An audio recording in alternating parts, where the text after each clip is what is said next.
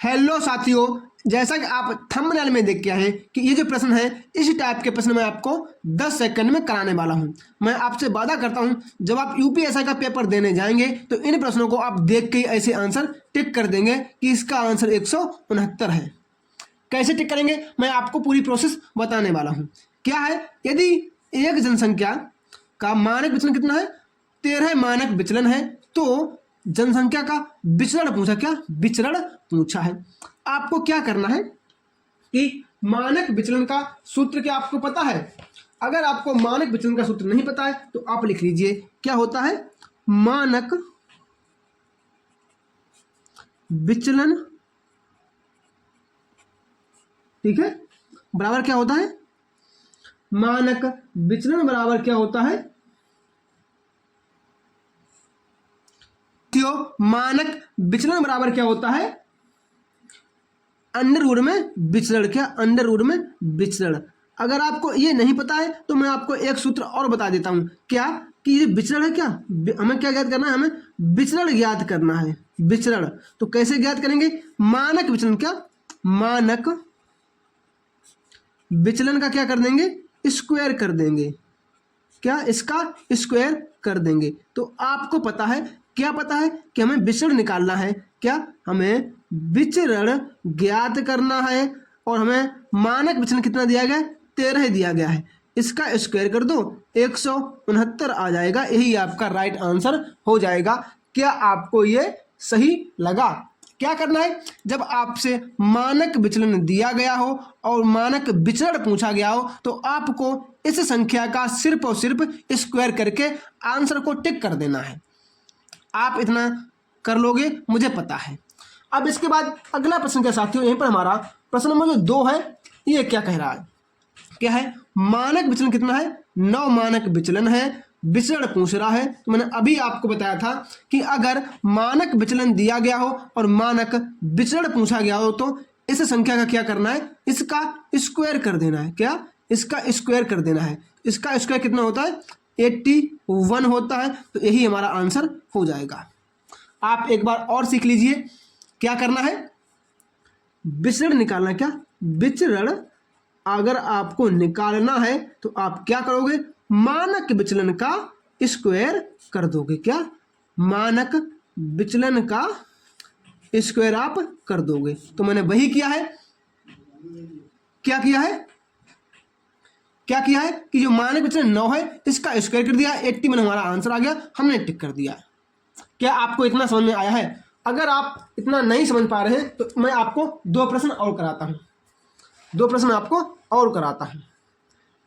ये प्रश्न है, यदि एक जनसंख्या का मानक विचलन 95 है, कितना है 95 है, क्या ज्ञात करना है, प्रसरण, हमें प्रसरण ज्ञात करना है। तो क्या करना है, जो 95 है 95 इसका स्क्वायर कर देना है।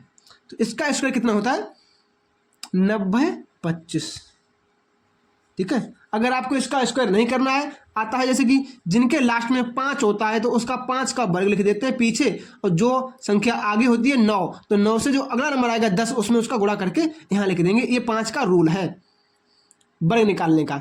क्या आपको समझ में आया है। अगर हमें मानक विचलन दिया है और प्रसरण पूछा है तो सिर्फ मानक विचलन का स्क्वायर कर देंगे, हमारा आंसर आ जाएगा। क्या आपको समझ आया है। ऑप्शन नंबर बी बिल्कुल राइट आंसर हो जाएगा।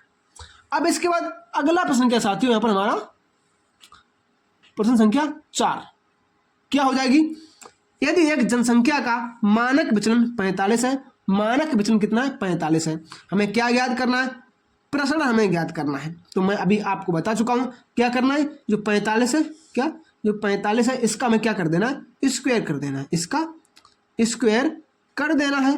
तो कितना हो जाएगा इसका स्क्वायर बताइए, 5 का 25 और ये 4 के बाद क्या आता है 5, तो 20 और 25, ये राइट आंसर हो जाएगा। ऑप्शन नंबर ए को टिक कर दीजिए। साथियों, जब आपको इस प्रकार का प्रश्न आपकी परीक्षा में मिले तो आपको बस सिर्फ देख के टिक करना है। क्या करना है, जनसंख्या का मानक विचलन दिया गया है उसका स्क्वायर कर देना है, हमारा प्रसरण निकल के आ जाएगा। बस आपको इतना करना है, इसके अलावा आपको कुछ नहीं करना है। चलिए अब मैं आपको मानक विचलन और निकालना सिखा दूं कि जब प्रसरण दिया गया हो और मानक विचलन पूछा गया हो तो हम उसे कैसे निकालेंगे। इसमें हमें क्या करना है, इसमें हमें निकालना है क्या, मानक विचलन। इसमें क्या निकालना है, मानक विचलन निकालना है। मैं आपको बताया कि आया था। अब आपको इसमें क्या करना है, इसका रूट निकाल देना है। 324 ये किसका वर्ग है, 18 का वर्ग है। यही हमारा आंसर हो गया। कितना सरल है बताइए, इससे सरल आपके लिए क्या हो सकता है। अगला क्या है, ये देखो क्या है, 64, रूट लगा दो, निकाल दो, आंसर कितना 8 हो जाएगा। अब इससे सरल आप लोगों के लिए मैं क्या लाऊं, मैं आपसे बता चुका हूं। हाँ, सूत्र लिख लीजिए अगर आपको नहीं आता है तो।